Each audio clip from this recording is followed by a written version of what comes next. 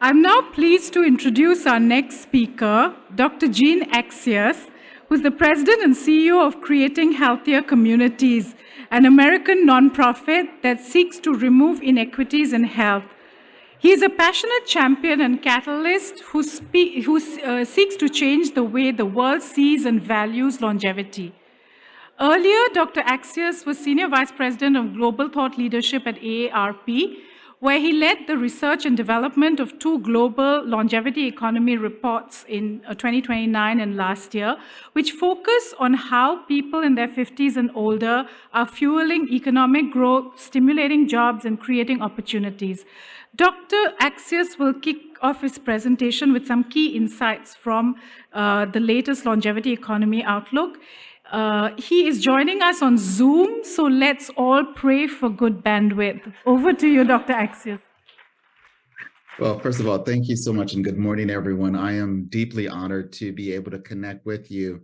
I would have loved to be there in person, but I'm grateful that we have technology that would allow us to still be connected, even though we're thousands of miles apart.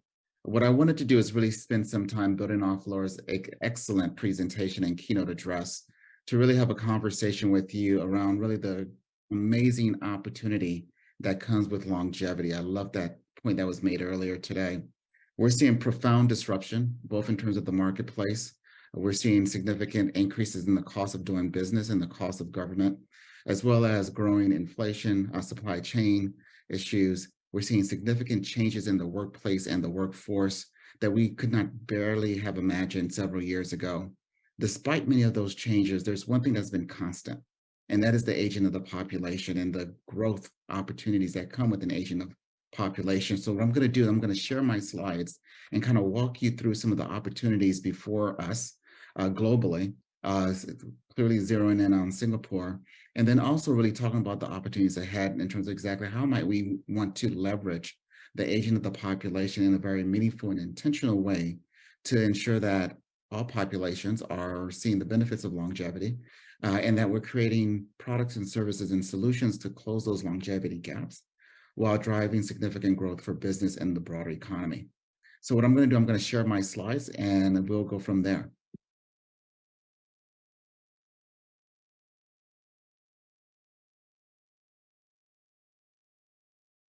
So as Laura mentioned, we're seeing significant growth, particularly in the global economy.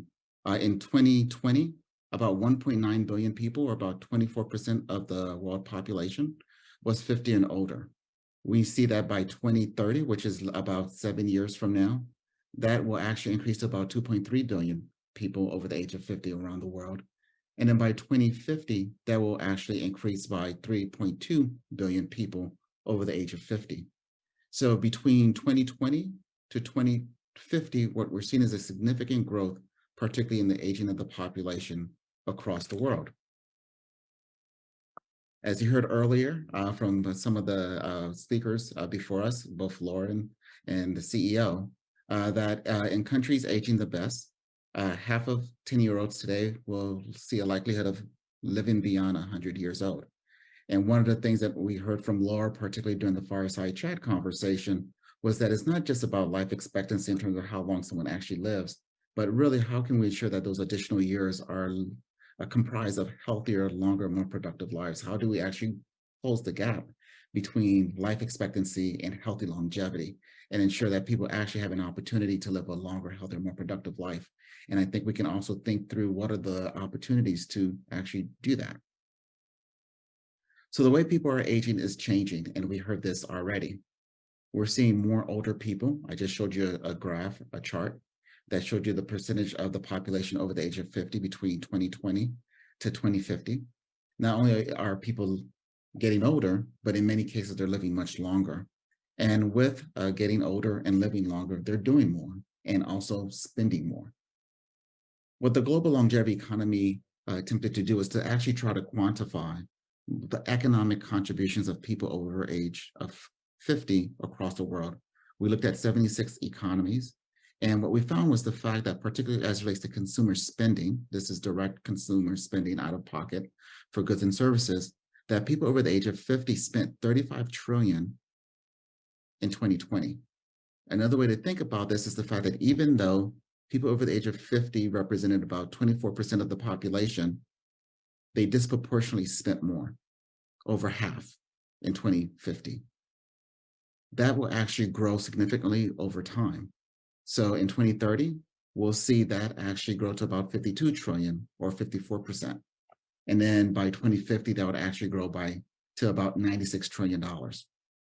So with an aging population also comes significant increases in consumer spending. This also has a ripple effect. What I showed you before was consumer spending specifically. What this actually shows you here is the direct and indirect is really the byproduct of the spending. And what we see here is, again, significant increases, particularly as it relates to the contributions of people over the age of 50 around the world, from 45 trillion in 2020 to over 118 trillion by 2050. Significant growth in terms of the aging of the population. With that growth in spending, both direct and indirect, we're also seeing how people over the age of 50 are actually supporting jobs across the world. In 2020, people over the age of 50 supported more than 1 billion jobs, and that will increase to about 1.5 billion by 2050. What I love about these projections and this data is the fact that it actually takes into account, even though we're talking about people over the age of 50, multiple generations. And what I mean by that is the fact that for millennials, they start turning 50 in 2031. And for Gen Z, they start turning 50 in 2042. So the data that I'm sharing with all of you today actually takes that into account, particularly as they get older. But what if certain isms or barriers didn't exist in our global economy? What would those numbers actually look like? According to the World Health Organization, ageism persists. In fact, globally, 60% of all adults report that older people are not respected, with particular high rates of ageist attitudes in Africa and Southeast Asia, according to the World Health Organization. We have done work, particularly here in the US. This is some work that we did at AARP that found that 62% of respondents indicated that older workers face discrimination in the workplace today based solely on their age. And that more than 90% of the respondents indicated that age discrimination against older workers is commonplace today. So this is something that's very prevalent. In 2019, we actually did some work looking at, well, what's the cause of age discrimination? So if we were to look at the longevity economy, particularly in the US, it was about 8.7 trillion in 2018. What is the cause of age discrimination? And we did some survey work looking at more than 5,000 people and did some modeling work. And we found that age discrimination, particularly in the US, costs the economy about $850 billion in lost productivity. So in other words, age discrimination was stifling economic growth. And that if we did absolutely nothing within the context of addressing age discrimination in the US, that would actually go from 850 billion to more than 3.9 trillion in 2050. Interestingly enough, the Australian government also did some estimates and found that age discrimination, particularly in Australia, cost the government about $7.2 billion on an annual basis. So whether it's in the US or Australia or in other parts of the world, what we know is the fact that when you start to exclude people solely based off their age or any other form of isms, that their exclusion not only hurt them from a financial security perspective, but it hurts actually all of us collectively because they're not able to contribute to the broader economy. We also talked about and heard from Laura about intergenerational opportunities. We know that across the world in many global companies, that many companies are managing a 5-generation workforce. And with that, and I love the point that Laura made around age diversity, we have found and have seen significant studies to substantiate that when you have an age-diverse workforce, you see greater productivity between both younger and older workers in mixed age teams. You see greater retention. Turnover is actually lower, and I can give you some anecdotal evidence, particularly from what we've seen come out of the COVID and during the pandemic. Companies that had more age inclusive, that were age diverse, were more likely to retain their talent. And they were more likely to be more resilient relative to companies that did not. We also see greater performance in terms of mixed age teams. And then finally, as you can imagine, when you have an age diverse workforce, there's information sharing, there's mentorship, reverse mentorship, and greater opportunity. So age diversity produces significant productivity, greater revenue, greater innovation. It reduces retention and ensures that companies can be more resilient moving forward. So the data that I showed you was more global in nature. And what I wanted to do is just kind of walk you through some of the data points, particularly for Singapore. And then we'll be sure that to provide you with the specific data points for Singapore following this presentation. What we see here is the fact that in Singapore, we're seeing significant increases, particularly in the aging population, in terms of people over the age of 50, from 2.2 million to 3.5 million between 2020 and 2050. We're seeing significant spending, particularly as relates to some of the industries in Singapore, whether that is wholesale, retail, manufacturing, finance, real estate, to be more specific.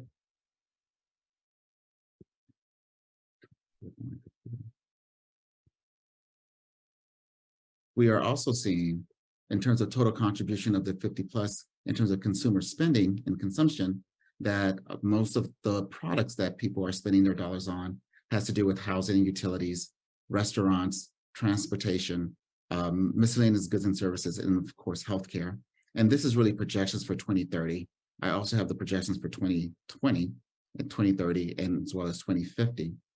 One of the key elements is the fact that even though, particularly in Singapore, most of the dollars as relates to spending for the population comes from foreign spending, meaning the fact that one of the key findings from this report is the fact that a country like Singapore is benefiting significantly. In fact, 74% of the total impact in Singapore actually comes from spending from other countries, from older adults from other countries. So this idea of trade is significant and critically important.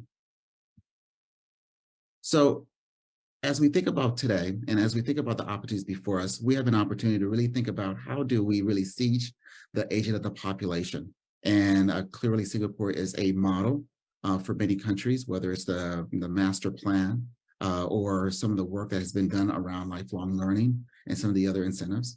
But there's an amazing opportunity to think about how do we leverage the aging of the population that is not just aging, but living much longer. How do we create products and services that really ensure that people can live a longer, healthier, more productive life by closing the gap between how long someone lives and how healthy they live? And again, Singapore is a great example. There's an amazing opportunity to think about creating a longevity plan and longevity strategies, particularly within the context of Singapore, where more than 74% of the dollars are actually coming from older adults in other countries. How do we start to create products and services from a strategy perspective that takes that into account? And then, of course, thinking about ways to continue to support healthy longevity, and then measuring the global contributions differently in terms of volunteerism, unpaid family caregiving, and some of the other things that we weren't actually able to capture within our data. And then finally is to think about how do we accelerate the pace of change, particularly within the context of the workforce and a multi-generational workforce. There are many companies, whether it's Goldman Sachs, that has been well known for creating the returnship program, similar to an internship program that gives people an opportunity to come back to work in different forms. As Laura mentioned, since we're seeing greater longevity, that we need to start to reimagine what that nonlinear life might look like, and that there might be repeated points in time along someone's journey where they may leave the workforce and then come back. Or they may decide to go back to school or do a phased retirement. So really thinking about the ways in which we can leverage the different talents and contributions of people over the age of 50. The other aspect of this too is to think about what are the opportunities between public, private, to really partner in a very meaningful and intentional way to really start to ensure that all populations are benefiting from longevity. This data that I shared with you highlights many of the key elements and opportunities, particularly as it relates to Singapore. But again, just taking into account what we saw with respects to ageism, what other forms of isms might be stifling the economic growth that we might need to think about more intentionally in order to solve. But finally, let's not forget that an aging population means that it's an opportunity for growth, and that growth actually benefits all populations in all communities, in all sectors. And the more that we can be intentional, the more that we can be thoughtful, and the more we can start to create solutions and products and services that actually meet the needs of not just today's older adults, but our future older populations, the more resilient and more competitive countries will be. Thank you.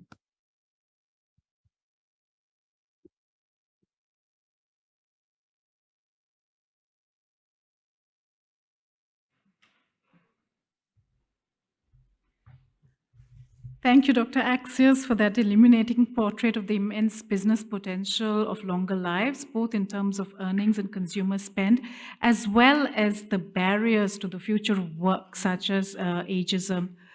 I'm now delighted to present the first of our 3 panel discussions today on business innovation and the longevity economy. This panel, we hope, will provide insights for companies and consumers alike on innovative new opportunities to reap the economic dividends of longer lives. It will be moderated by David Ramley, a journalist for Bloomberg News with a focus on investing, family offices, hedge funds, and sovereign wealth. David and the rest of the panelists, may I invite you now on stage to join Dr. Accius.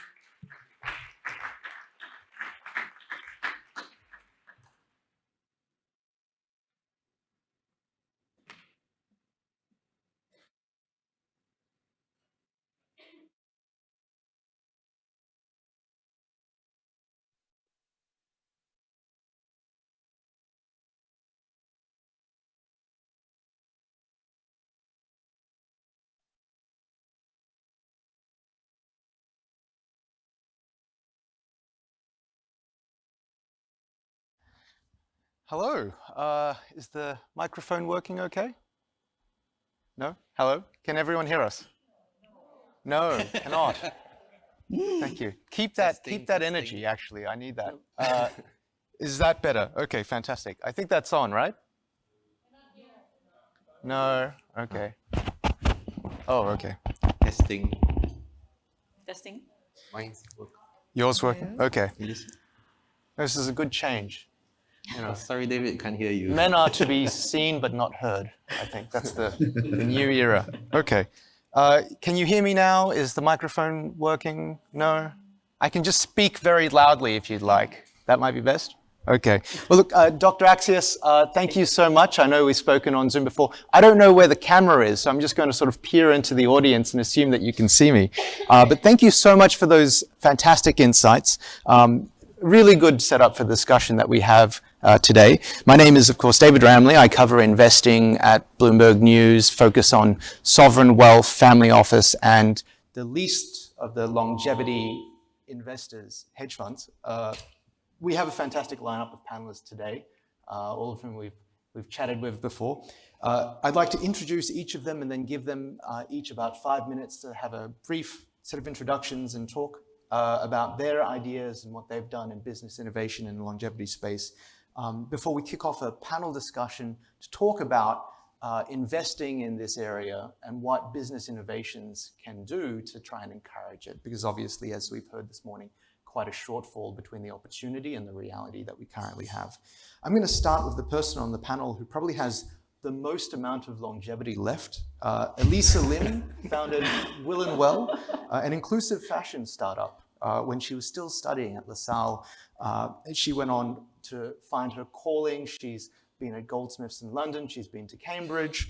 And of course, Will & Well offers unique items of clothing, often bespoke, that really cater for people with different abilities, as well as the elderly, people who have suffered from conditions such as strokes and other things in their later life. Associate Professor Jeremy Lim, of course, needs very little introduction. He's worked as a surgeon. He's been a consultant in the health investing space. He's also been a director in the aged care space. Now, he's now currently the CEO and co-founder of Amelie. And as an aside, an example of his business innovation is the fact that his partner had originally wanted to put the word library into the name of the business, which would have made it a very successful not-for-profit. Joshua Go, of course, was an architect who co-founded Red Crown Senior Living when his own father needed care services. At first, he carved a somewhat unnoticed niche out of Singapore's public housing program, eventually gaining some semblance of agency approval. I believe you're sandboxed. Now you operate across 36 locations with more than 200 senior clients. And finally, we have Janice Cha, who is the founder and managing director of Aging Asia. She's helped drive the development of very innovative solutions for addressing the needs for the aged care sector. I think you visited more than 400 residential aged care facilities, which is a lot, in 15 countries to learn best practices all over the world. Janice, maybe we could start with you if you could share some of your insights. Yeah, sure. Thank you very much. And very nice to meet all of you here. It's been a 14-year journey in the aging sector. I started when I was 30, and I started with just that basic vision that people should age with a lot more independence, they should be happier, they should have a happier quality of life, and we want to avoid moving into an institution as much as possible when we grow old. So based on that premise, I started a platform called Aging Asia Innovation Forum. And Aging Asia started going into events, consulting work. We created an e-commerce marketplace. We did everything possible to sustain ourselves as an aging business, because 14 years ago, it's very difficult to encourage people to look at aging beyond CSR. But fast forward 14 years later, and especially post-COVID, the number of inquiries, the number of organizations that have gotten into the aging sector, the number of entrepreneurs that have gotten in, it's showing a very big change. And this clearly indicates and shows that demographic change. I think every year we look at how the industry has progressed, and a lot of the things that we started in the early years, we started with the slogan, Age with Laughter, because we wanted to help seniors to avoid loneliness and to help them age happier. These are also themes that we see, and I've got 4 themes. So this was the first theme. And this also relates to the business of aging, because aging overlaps every sector of our economy, and aging is a social and economic opportunity. And even based on these themes, you can see that loneliness, the business of loneliness is going to be huge. Whether we are rich or poor, everyone will need companionship and will need to be able to identify and get support. Money is not the only thing that's going to make us happy. And for many of the seniors there, the business of loneliness is going to help them to lead through this life, especially if they're going to head through that 100-year life. And then we look at the next theme, which is age with health. A lot of my work is also trying to get seniors off their feet and off being sedentary. A large percentage of my market is 90% are seniors who are sedentary. And getting them to know that you have to age well, you have to build up your muscles, because your muscle mass decreases every year. So that business of health is also a huge opportunity. And then we have age with purpose. How do people find things that they really want to engage with and they're passionate about, have something to wake up to? When seniors come to me saying that they wake up at 10 a.m. in the morning, I think that's also an alarm bell. And we want to help them find opportunities for that. And the last one is this year, we're putting out Age with Kindness to encourage a more gracious society. And I think even as a business, there are all these values that we can put forward in our businesses so that aging becomes embraced across all industries and all types. That's a summary. Thank you so much.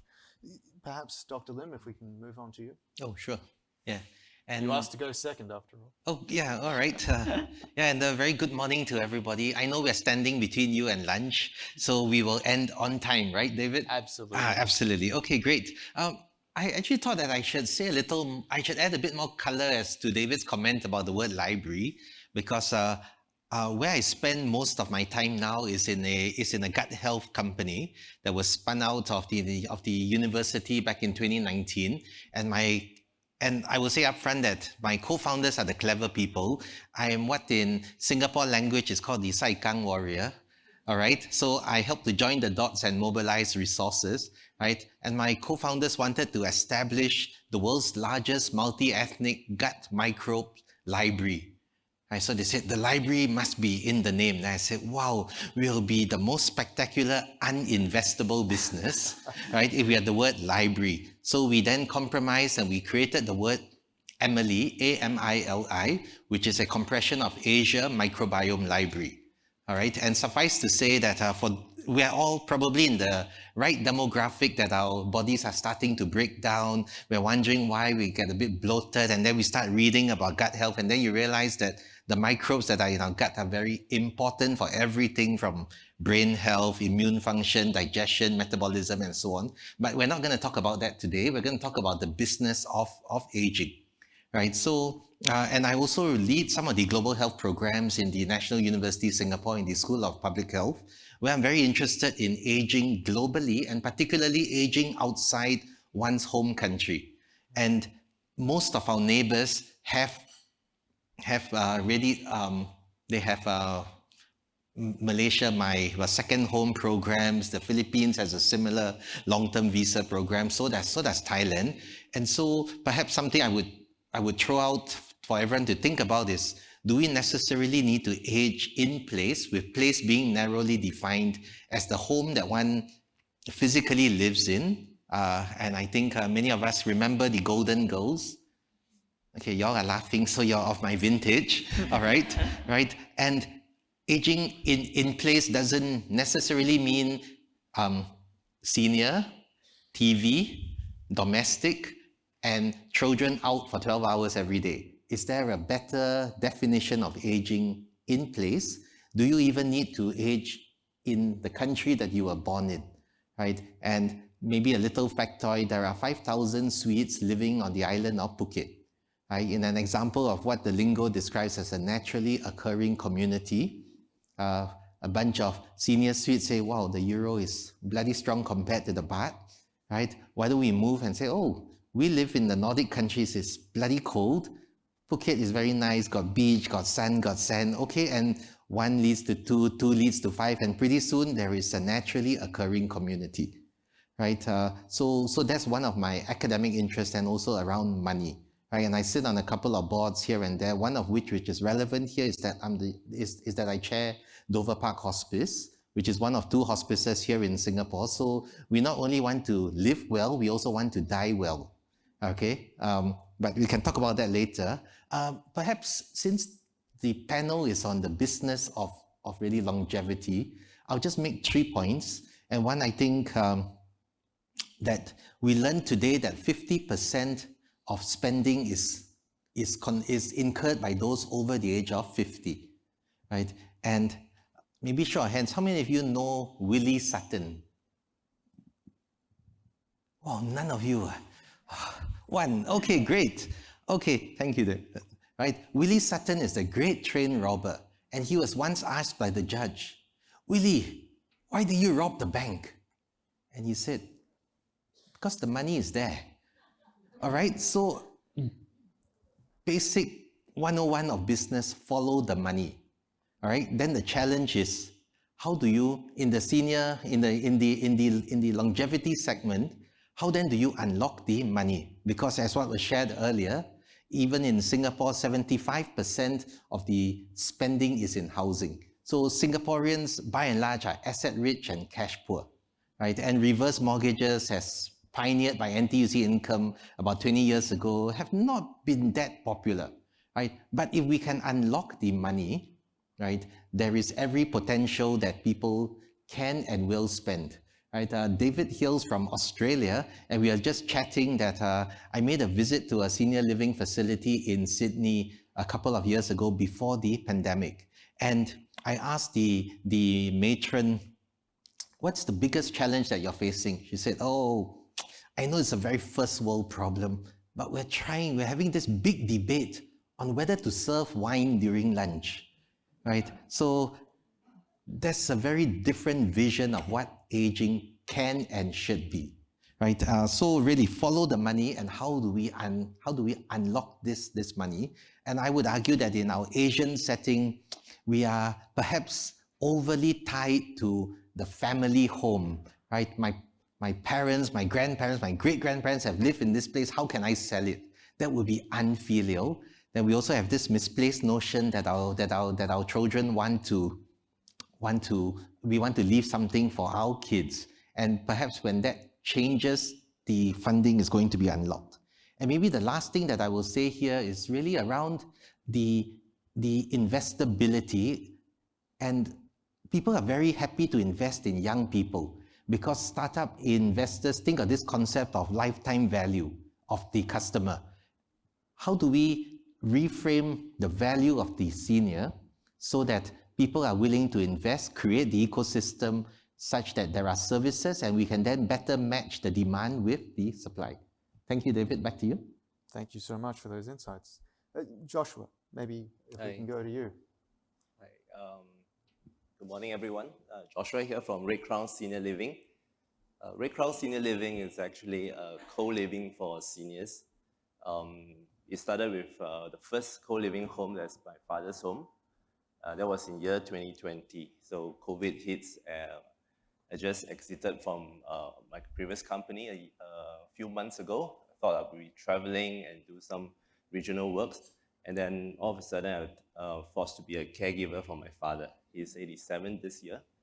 So, and then because he has a couple of falls and in and out of hospital. So that's when I looked seriously into his care. And that's when I thought, hey, in Singapore, it's either he each has his own home with a helper or to go to a nursing home, right? So there's really a big gap. There isn't a retirement home, a retirement village like in our neighboring countries, and he doesn't want to go overseas. So what are the options, right? So I converted his home with 2 extra rooms to house 2 other seniors to come in with 2 live-in caregivers. And that was the first model. And the family of the 2 tenants that moved in were really happy about these options and encouraged me to, maybe I can do more. And that, fast forward to today, we have 40 homes now with 200 over residents. And yeah, so I gone on from running companies where I'm among the older people serving, because I was in hospitality for millennials, to running a company where I'm among the youngest, serving population. The average age is about 85, and my workforce is about in their 50s to 60s. So I think basically why I want to make this into a social enterprise, a company that can grow, is that I believe that in Singapore, there's a lot of latent resources in real estate and also manpower, a lot of retirees, and how we can effectively put all these resources together to solve some problems for our population and create a very homely, customized solutions. So I'll give you a picture of how each of our Red Crown Senior Living homes is like. So imagine a 5-room HDB flat or 4-room HDB flat with 3 bedrooms. So the maximum occupancy per unit according to URA or HDB is 6. So each room actually can take 2 seniors, but we have the 3rd room for the 2 live-in caregivers who is on foreign domestic work passes. So essentially, these 4 strangers come together, form a household, work with cared for by 2 live-in caregivers. So that is the one basic unit. And so today we have it in from Clementi to Pasir Ris to Woodlands, and each of these are growing, right? And along the way, I find it very difficult to manage so many homes at such a wide geographical distribution in Singapore. Sorry, I mean Singapore is small, right? So, then I got care managers to look after them, to visit the homes, and it seems like it didn't really work out. It's been tiring, and sometimes I find it very challenging to solve some of these problems for the seniors. Then I come across Caregiver Alliance. I'm not sure if they are here today. Perhaps some of the caregivers who care for their parents or their grandparents can come in, work on some freelance jobs, visit each home on maybe a month, couple of hours, just to see how the caregivers and the residents are doing. And today we have 13 care coordinators who take care of each clusters, like each one of them take care of 4 or 5 homes, some 2 homes. It depends on the amount of time they want to contribute. A lot of them are retirees, right? We have retired teachers, retired principal, retired managers, administrators, and they come with a lot of experience. And I just find that having this group of care coordinators is really a blessing for the company. It solves a lot of my problems, and they have a lot of time in hand to really listen to the seniors, really resolve the various problems that they are facing at home. Yeah. Thank you for that. Yeah. Elisa? Thanks, David. Hi, I'm Elisa from Will and Well. So we design products with the forethought of the marginalized. We make dressing easier, right? And some of the people that we look into are your persons with disabilities, you have your elderlies, and the caregivers also are people that we look into to create solutions. Right, one of the example is, the shirts that you guys have, mostly the gentleman with the buttons on the front. What we have done is we have replaced that with what we call Max Snap, which is something that I have today. And what it does is it just snaps up, and it becomes very easy to be worn by people with fine motor skill challenges or even elderlies, right? So these are the kind of solutions that we have, one of which is also the pants that I have. So these are zippers that you just undo all completely, and imagine putting on a diaper, right? It opens up, you put it on the bed, do the transfer, zip it up, right? So these are the kind of solutions that we create for our customers. Right. So in this whole process of creating solutions, we speak and we work very closely with caregivers. We speak with elderlies, and there's different groups of people. Right. The idea is to design clothes that is being worn easier for everyone. Right. I mean, this is unisex. This pants and this blouse is both unisex, and I'm fully functional, but I enjoy being able to put on my shirt really quickly as well. Yeah, that's basically the concept that we take at Will and Well. Aside from an e-commerce range that we have, we also do bespoke solutions because we also acknowledge that different people have very specific needs or even styles, right? So just the number of us that will go to a tailor to get something done because maybe our hips are a little wider, maybe our shoulders are a little broader. Those are things that we consider also along with the functional needs, right? So we have clients with dementia, right? We have clients with intellectual disability, and autism and a range of them, right? And how can we go about designing solutions based on their needs? So it's interesting. I mean, so for people with physical disabilities, right, this kind of solutions work for them, right? But for people with intellectual disability, you wonder how we come about or how we create solutions, right? And one of it is we have a client with behavioral issues. He's a teenager and he has a habit of smearing shit on the wall. So what we do is instead of the zippers that we tend to put on the front to make dressing easier for an elderly, we put that zipper at the back. So that and we use it and we design a jumpsuit such that there's no way he can put his hands into his pants, right? So that's an idea, right? Yeah, and so those are the different things that we go about doing, creating solutions. And really my exposure started from fashion design, right? And then, we started designing games as well. With the forethought of marginalized, we realized that while we were designing solutions with the forethought of caregivers, we wondered what kind of dressing solutions can best help caregivers, right?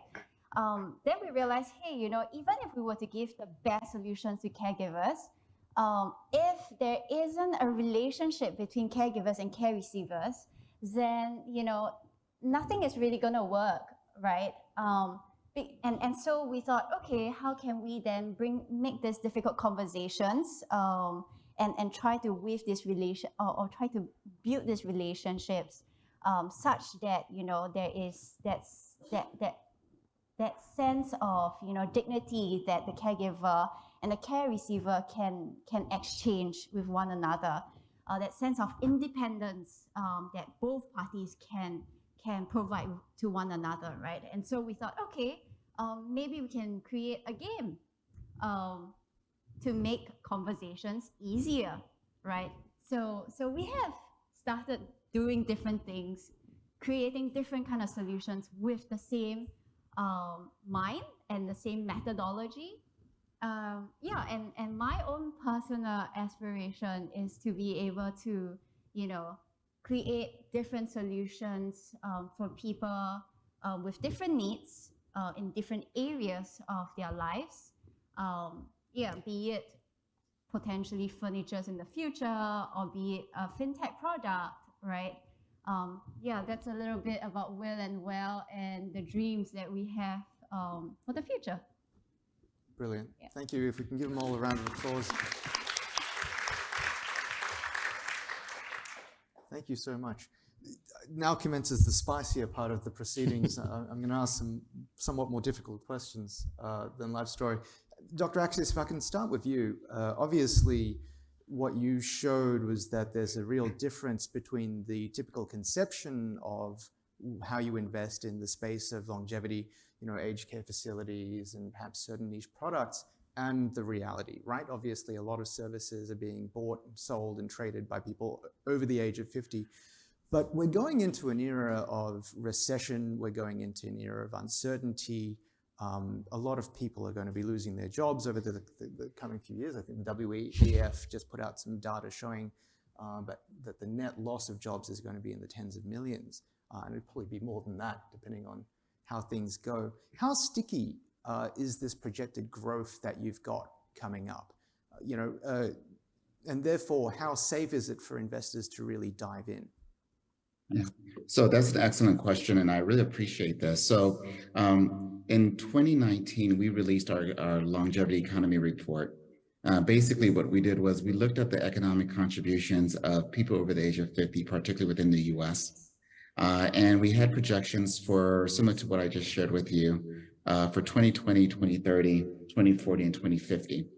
And similar to the way we do our projections in the US for major social programs like our Social Security program, our Medicare program, there's a series of assumptions that we make, both in terms of unemployment rates, both in terms of shocks to the system, and some other factors. But at no point did we predict in our assumptions in that report in 2019 that there would be a once-in-a-lifetime pandemic. So clearly we had done the work, we'd done the analysis, we followed many of the rigor analysis, similar that you would see in some of the major reports that come out on programs. Oftentimes they project up to 75 years.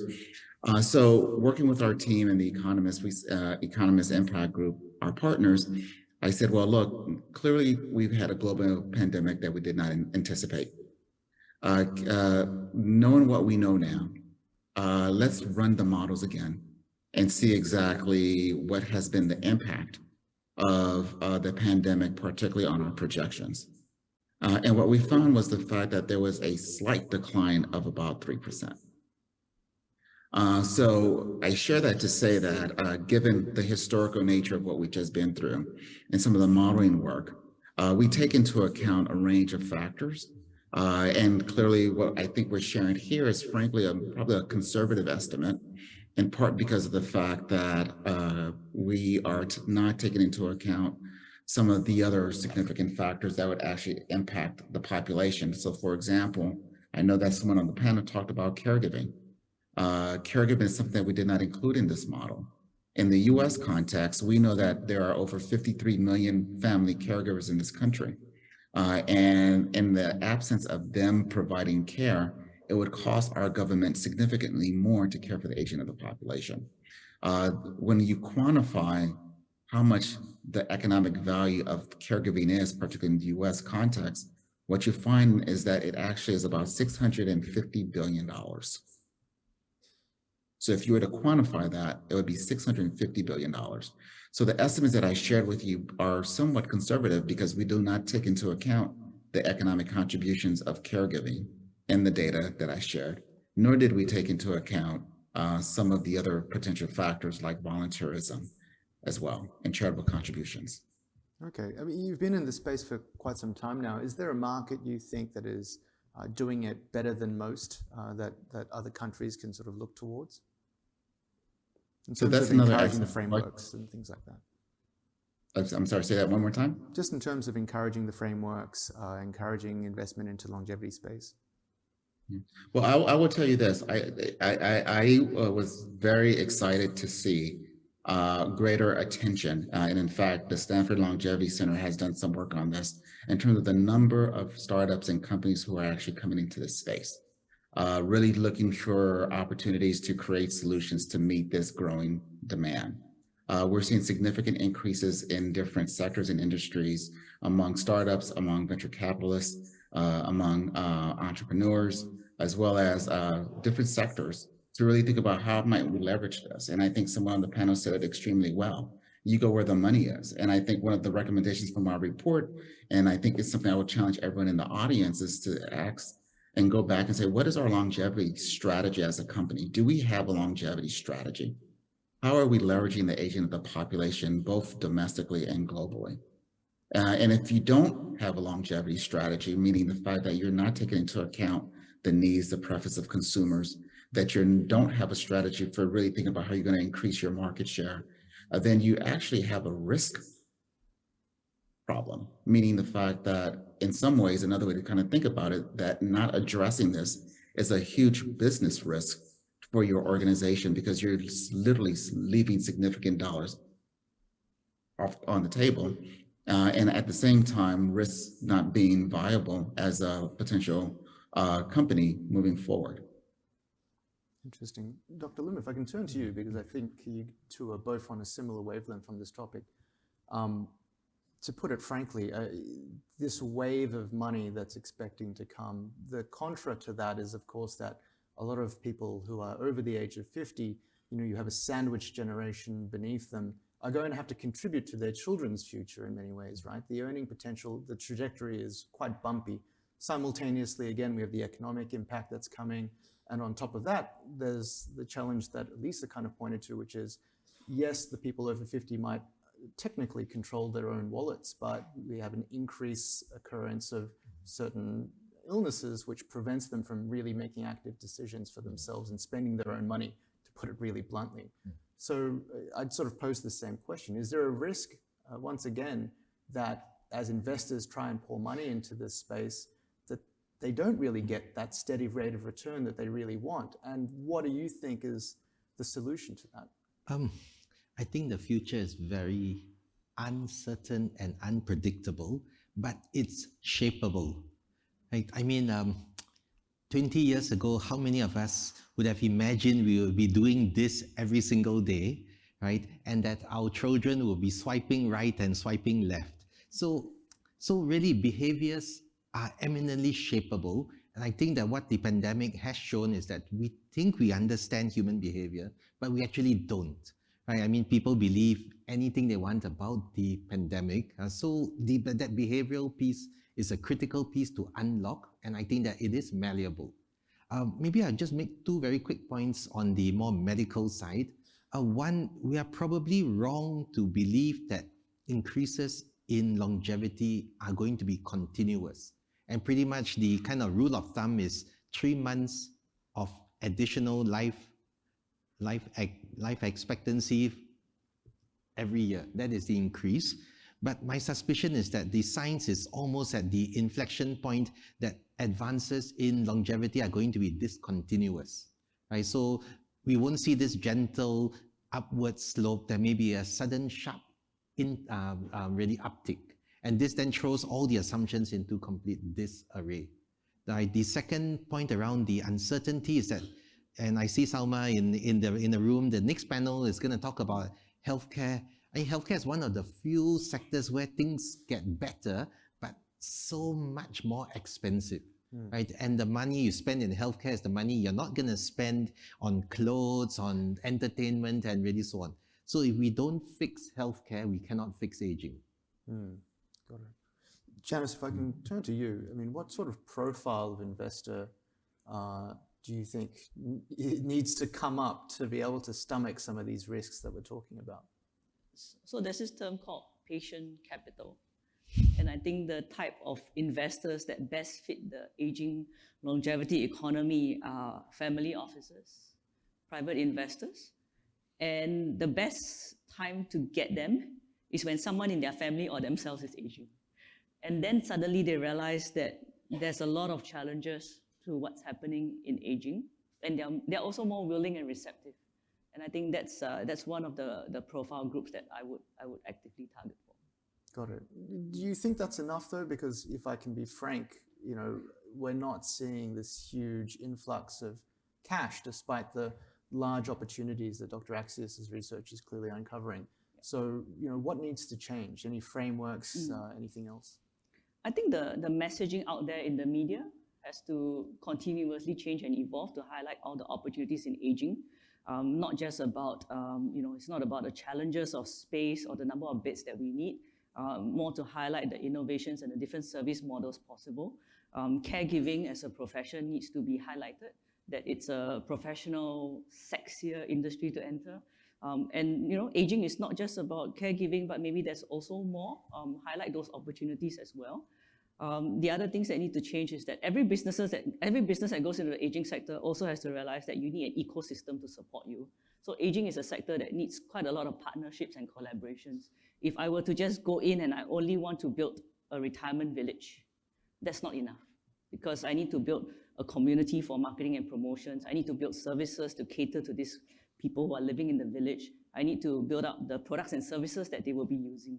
So I think aging is not an isolated industry to go into, and it's an area that needs a lot of partnerships.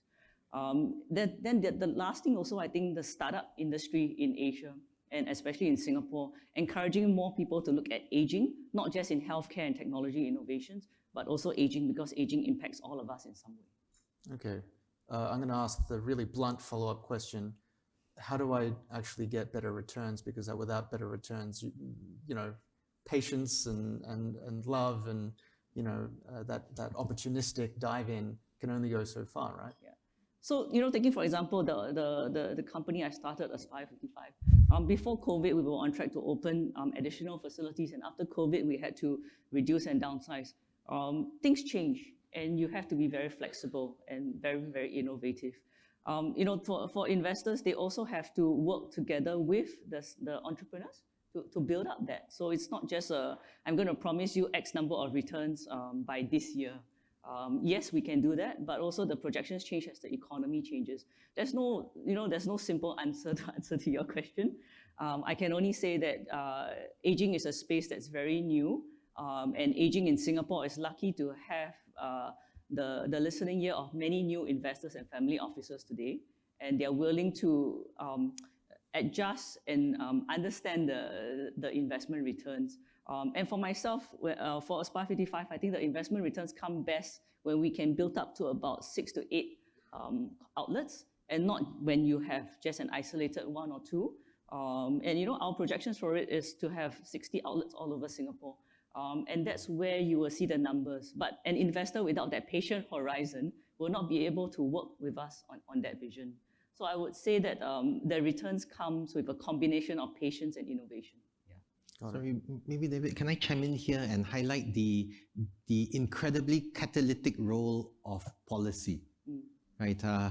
If you look at, say, a sector that I am familiar with, which is the hearing aid industry, and friends in the US will know that in October last year, the US FDA liberalized and decided hearing aids could be over-the-counter direct-to-consumer products.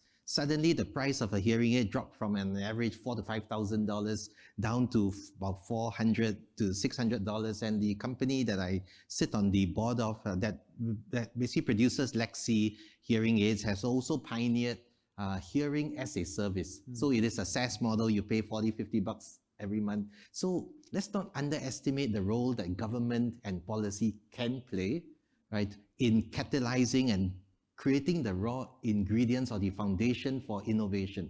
So I'm not persuaded that we need only patient capital, right? The government policy decisions can really fast forward and really, we can accelerate things. And I would argue that in Singapore, we have no choice. We have to.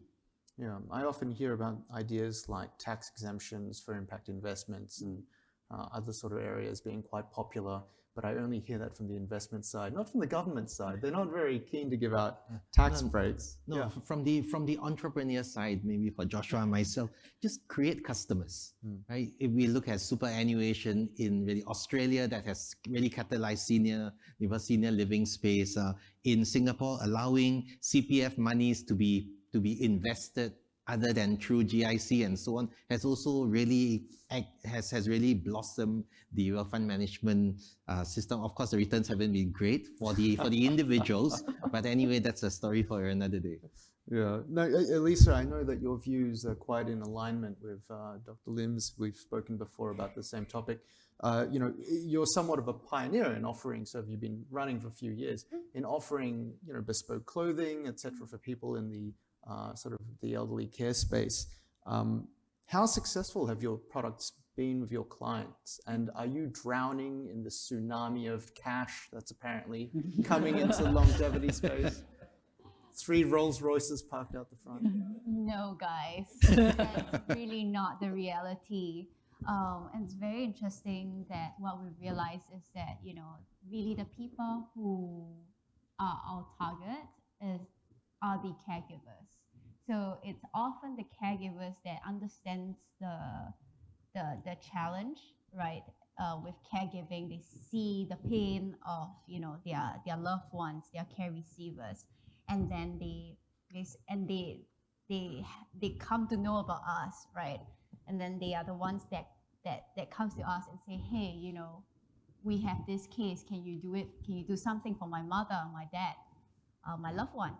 Right, and that's really where the money is, in my opinion, just based on my exposure that I get from Will and Well, from running Will and Well. Yeah, and no, we're not drowning with money.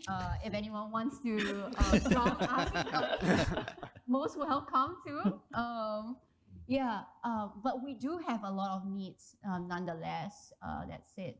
Yeah, we have a lot of people with needs, and sometimes a lot of these people are the ones in your one-room flats.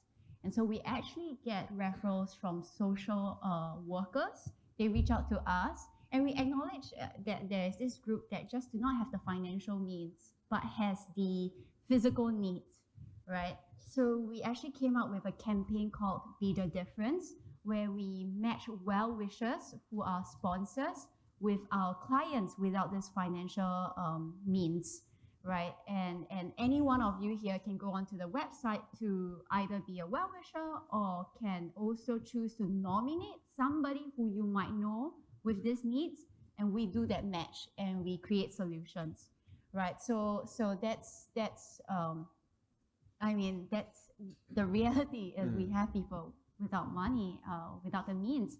And that's why I really second what Dr. Jeremy said about policies, right? We have places in Australia with policies like the National Disability Insurance Scheme, where people with disabilities, be it elderlies as well, right? They get a fund where they get to then choose which areas of needs they want to tap into, right? And that includes apparels, right? Who are we to say, everyone just needs a certain kind of solution or service, right? And that with that liberty to decide what kind of lifestyle, whatever kind of, yeah, aging lifestyle you might like, having a pot of money to make that choice, I think is important. And just beyond that, there are a lot of other things that the policymakers can help to accelerate a lot of these innovation and initiatives that are on the ground. Yeah. I hope there's someone from the government in the audience just writing down, give pots of money, underline. Joshua, I'd like to bring you in here because obviously, our international guests may not understand how amazing what you've achieved is, because even though Singapore is very shiny, it's very rare to be able to introduce a new concept to a government agency from the outside. And what you've managed to do is sort of turn public housing into a place where people can shelter, not necessarily in their own place, but they can share resources. It's very sensible when you think about it, but obviously it wasn't the framework that the government had originally come up with. Do you remember your first conversation with someone from government or the HDB when they were like, hey bro, what are you doing? I certainly remember the conversation I had yesterday afternoon. I have a session with the Ministry of Manpower, right? So, I mean, for the past 2 years, I have various calls from various ministries. So the very first call was someone from the neighbor, one of our home complained that, is this home turned into an old folks home? Or is this a nursing home? So Ministry of Health came over, right? So, I mean, to even bring it earlier on, so I think some of our website content talk about how our vision to be an Airbnb for elderly. I think that's, some people think it's a great idea, some people does see red light somewhere, because Airbnb, short-term living, are we doing all these things at HDB? So I have to explain that we are actually not the landlord or the tenant that sublet to elderlies, right? So it's very important to put a concierge manager for elderlies in what we are doing. So we explained that to HDB, and actually they have been really helpful. Once they know what we're trying to do, a lot of people from HDB is saying that it's actually a good idea. We have a formal director from HDB who said they have been wanting to try something like that. Yeah. But they didn't manage to put it off. What was the time gap between you starting and them saying, oh, actually, this is a good idea? About half a year. Half a year. About half a year, yeah. Yeah. So they even gone, but there were some regulations, some mistakes here and there that we need to regularize, like how some of the landlord registered Red Crown as the corporate tenants, rather than the elderly's individual as the individual tenants. So something like that, HDB wants to rectify this for us. Yeah. What's your advice to, because obviously there might be other folks who are in business here, what's your advice to a business trying to start up in this space, trying to overcome that government inertia, the sort of policy inertia? Wow. Bribes, lots of bribes. I think as an architect, I do have an experience of getting licenses for projects and developments. So to work within the framework is something that is very important. If it's something outrightly wrong, we shouldn't even go that way. But it's something that is not so clear. I mean, there's some fighting chance there, right? So when I started this, I didn't think that any of this is going to be an issue, right? I work within the Ministry of National Development in terms of the maximum number of occupancy, duration of stay, that the foreign domestic worker is going to work within a household. They are not going to move around, and they are this household of new members coming together. And there's also Ministry of Health is that we are not providing a nursing care or medical care. It's caregiving. It's co-living, where the living caregiver provide meals and household chores and ensuring that the elderly take their prescribed medication on time, something like that. So I thought it's all working out well, because I do have previous experience with my other ventures that I have to kind of change policy in order for this to work. I find that it's going to be tough. It may take too long, and I don't have patience, right? So I thought to make something that's to be profitable, to be sustainable as soon as possible, that I can stand on my own two legs is important, and I want to work within the existing framework. Patient capital for impatient entrepreneurs, I guess. I do want to ask, I mean, when it comes to, Janice and I had a very politically incorrect discussion about this point. You know, the expectation's always been that government provides much of this care and service.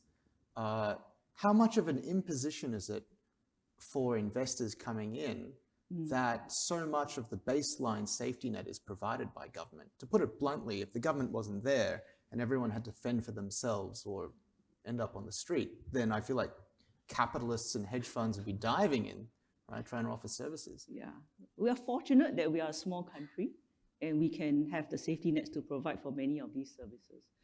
In fact, seniors age over 60, I think if they go to the Active SG gyms, it's free.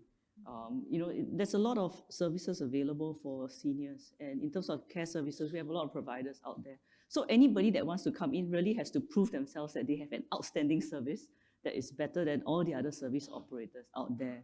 And that comes to the topic of aging. You have to choose your niche. You know, an aging person is not like the younger toddler demographic, where at certain age you buy them certain types of toys and they behave in a certain way.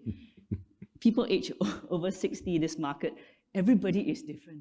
And you know, a lot of it requires personalization and really understanding your market. Joshua has the market that he has, you know, catering to seniors who want that co-living environment and caregiving. And you know, other players out there will all have to find their own niche markets. You know, but by that same token, if we look at government interventions and we look at a country like Japan, where a lot of products and services evolve because of the buffer of the long-term care insurance. But now government is also realizing that we have to claw back this long-term care insurance, and we can no longer fund 90% of your service, but we'll, you know, 10% co-funded by the seniors. Next time it'll be 20, 30, 40%. So we don't, I think in Singapore, we don't want to go that route where we overfund. And that's an opportunity here that we have to look at the middle income market, the sandwich group. And people have to realize that aging is not always going to be subsidized for you heavily. You may have to co-pay. And we are seeing that in the insurance sector already. And yeah, I think that's building up to the mindset that everyone is going to have to chip in for their aging journey. And don't, you know, if you can afford it, try to embrace the new services that are out there for older people. If anybody needs help in Singapore, I think that's that safety net. Got it. My aunt read my palm when I was a child, so I'm already like 6 months overdue to pass away. So that's my retirement plan right there, actually, right? I'm just waiting for the day. Dr. Lim, you know, you've been in the space and you've seen a lot of folks and a lot of investors. We've heard a little bit about the type of investors coming in, the opportunities from Dr. Accius.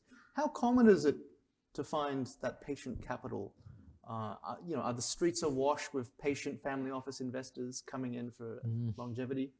I think Singapore has way too many family offices that are not doing enough for the local ecosystem. But no, I don't think we are awash in really capital chasing longevity related products as well as services. But I don't think this is insurmountable, right? I mean, if I can, and no offense to the investors in the room, but most of our investors in this part of the world are relatively non-expert in niche areas like longevity, biotech, and really so on. So if you want to be a pioneer like Janice, like Joshua, you just have to suck it up and accept that a large part of your work is going to be community building, it's going to be teaching people. I mean, like in my own startup, which is on the microbiome. When I first started, 50% of doctors had never heard of the term microbiome. So I said, oh, bloody hell, okay. We just have to go out and do a lot of interviews and all that to really build up. And now, at least in the gut health space, the ecosystem has nicely started to mature. So we can then start to focus much more deeply in certain niche areas. Got it. In terms of the opportunities going forward, I do want to sort of close out with a question to Dr. Accius. You know, we've heard the opportunities. I'd like to end on a negative. What's the consequence if governments and business sort of ignore this? You know, Do we just continue as we are, and the consumption for buy over 50s continues to grow, and we service it as we would any other market, or is the consequence worse? I think the consequence is worse. And what I mean by that is the fact that I don't think any country, any industry, any business can afford to ignore the size, the magnitude, the influence, and the opportunity before them. We heard on the panel today just really some of the potential challenges facing older adults, whether in Singapore or frankly around the world, whether it's social isolation, which we did some work with Stanford that found that particularly social isolation costs our Medicare program, our social insurance program, about $6.7 billion every year. So there's a cost to inaction. And I think that's a key message, is the fact that particularly for the audiences today, is that there's an untapped market here. And how do you become intentional about tapping that market in a way to meet their needs, to ensure that you're creating products and services? And it's not just to ensure that the person can actually stay in their home for as long as possible. It's also to provide the support that's needed for the caregiver who's trying their best to provide that type of care. And it's also an opportunity in terms of really thinking about how do we ensure that the person is not just aging, but they're aging with significant dignity, agency, and that they're living a longer, healthier life. So I think that's the other key aspect of this, is that it's not just the fact that the person is aging and living longer, but what is the quality, the opportunity of those additional years, and how are we creating a range of services and solutions to close those gaps between longevity and healthy longevity. And I think that there's a huge market that's untapped. Actually, I do want to ask one follow-up to Dr. Lim, because I think your game, what's the sort of local context here? Forgive me, it's of course a multi-party state that just happens to have a PAP running it for a very long period of time, but is there any risk of social discord if we continue apace and services aren't provided, or is that unlikely? Let me make a pitch for what makes Singapore unique. Okay, and it's not complimentary, by the way, but I do think Singapore needs to solve this, and we can make virtue out of necessity, because this is existential to us. Much like security, much like water, Singapore has done its best when things are existential. And perhaps one of the joys of having a PAP government is that the PAP government of 2023 expects to also be the government in 2053, and therefore it is highly motivated to solve tomorrow's problems, as opposed to many other political systems where you can only see to the next election. So I'm a bit more optimistic about Singapore than I am about most other countries, and I certainly hope that our 4G leadership deserves our vote. Otherwise, well, life happens. I'm sure. I'm sure this will. 8G will get this right, absolutely, yeah. Now, I do wish to see if anyone's keen to stand up and take to the mic and ask some questions. We have them positioned at several places on the floor. Please do be bold. Yes, well. Alternatively, I have some very friendly questions sent through online. If we can display the QR code, perhaps. Oh, you do? Fantastic. Oh, I'm afraid you do have to walk to the microphone. Yes. Yeah. No. This is for Dr. Accius. Great presentation. In the business world, vacuums hoard, things rush into vacuums when there's a need created and stuff like that. But it's interesting that you mentioned that there are gaps and that businesses are not exploiting these gaps. Is there a reason why businesses and companies are not really seeing the full potential of longevity and what's to come from that? Thank you so much for that question. I think part of it is one where I think there has typically been historically a focus on youth and a focus on creating products and services, particularly for the younger populations, whether that is in the context of marketing, whether that's in the context of other sectors. Really thinking about youth has been a typical focus. And I think that kind of speaks to some of the data points that we've seen from the World Health Organization, their global ageism report, that kind of comes into light in terms of exactly some of the cost estimates we've seen from Australia and the US and other governments that have taken the time to look at the cost of age discrimination. And I think that part of the opportunity is, again, to think about, given the aging of the population, the fact that we're seeing declines in fertility rates, how do we start to really think about this in terms of an age-diverse society, which I really love the point that Laura made, that we actually have an age-diverse society. And in business, we know that oftentimes we do consumer segmentation. And I think one of the things that we need to do is really think about to what extent is that consumer segmentation representative of different ages? And to what extent are we creating products and services to actually meet those needs? The other thing I would quickly mention is the fact that we did some work, particularly with the OECD in 2020, where we actually did a survey of about 6,000 executives from 36 OECD countries.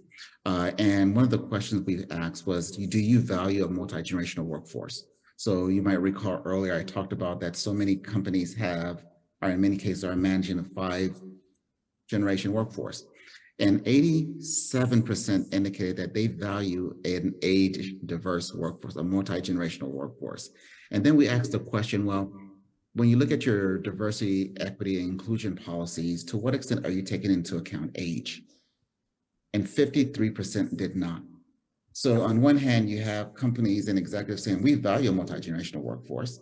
On the other hand, when you talk about the policies in place within their organizations, more than half did not even include age. So how do we start to really elevate age as part of the diversity, equity conversation? How do we start to elevate age as a key component in terms of growth? I do think that oftentimes we've seen it, whether in commercials, whether in publications, whether in media, the negative stereotypes of aging. And I think a key element, and again, I want to just give kudos and a huge, deep gratitude to the leadership of the foundation here, is the fact that we need to disrupt that.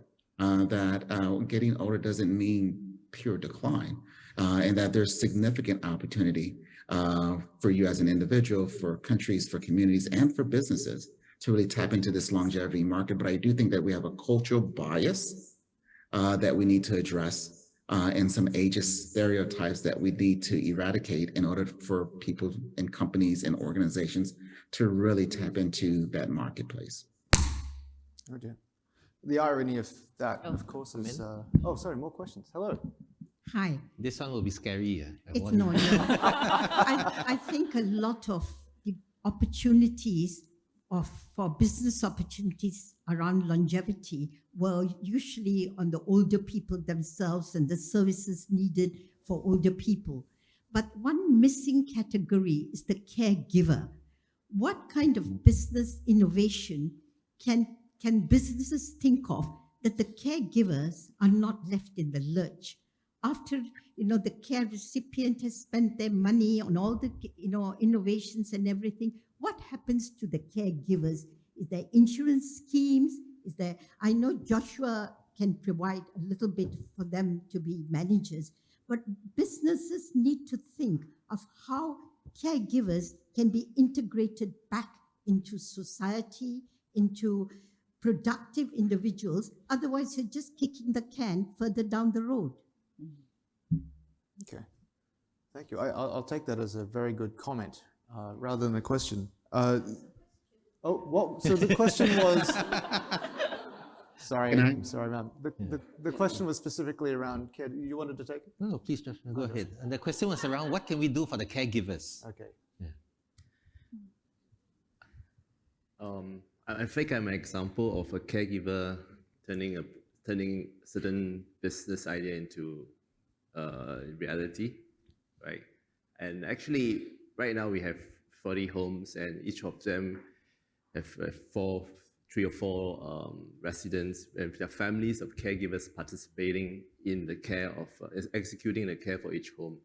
Actually, there are a lot of opportunities each of this mini community can do, right? They can have a home business, right? Where the elderly can do something, they have wealth of experience, they can be consultants. I mean, I'm in the midst of doing something like that on our platform, trying to encourage more seniors and their caregivers to participate in providing services for their neighbors or their community. I think I can add to Just that. building off of that, I think that's an excellent question and an excellent point. I think there's a tremendous opportunity to think about ways to really start to help support family caregivers. We did some work that found that, nearly 40%, if not more, of caregivers are doing very complicated medical nursing tasks, like giving injections, tube feeding, wound care, and oftentimes receive little to no training. The expectations that the family member gets discharged from the hospital, and then someone is responsible for providing them with the care. And I know that we also have done some work looking at the out-of-pocket costs of caregiving. Particularly in the US, family caregivers spend 20% of their income caring for someone, long-term care. So in terms of solutions, I think that there's a range of business opportunities to think about how do create some solutions that would actually help caregivers navigate the complexity of care that they're providing. What are the opportunities to be able to pull together different caregiver support groups to come together to share experiences and to change and share stories and to share ideas of what's working. Oftentimes, a caregiver doesn't even know where to start when they find themselves in a caregiving situation. So is there a product or a solution that's trusted that basically takes the complexity of navigating a healthcare system and navigating the range of options that the caregiver might need to think about in one centralized, one-stop shop location, just to create some simplicity in what can be a very complicated situation. Thank you. Janice? Yeah.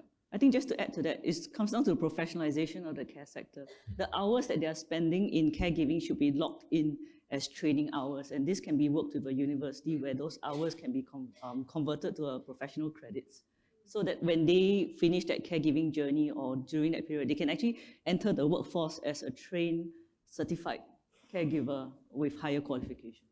Got it. I do want to take one final question from the app because I simply haven't done so yet. Anonymous asks, and perhaps this one's for you, Dr. Lim, how do we as a society in Singapore solve the gap between financial reality and the quality of longevity?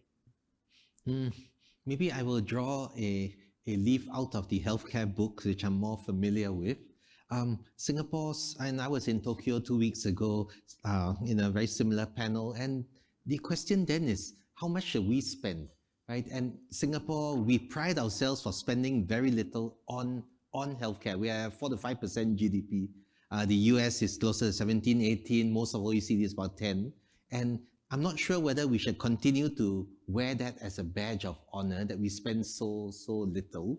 And once we figure out what we want to spend on our seniors, what we want to spend on Singaporeans in their golden years, we're given everything to this country, we can then figure out how do we catalyze the entire sector. And here, I would certainly hope that we can do so without the need for political mobilization, because that tends to be somewhat polarizing. And I'm sure we have a very enlightened government, so I will stop there. You're aware this is streamed on the internet, I see. Look, thank you so much to the panel. Please, everyone, give them a wonderful round of applause.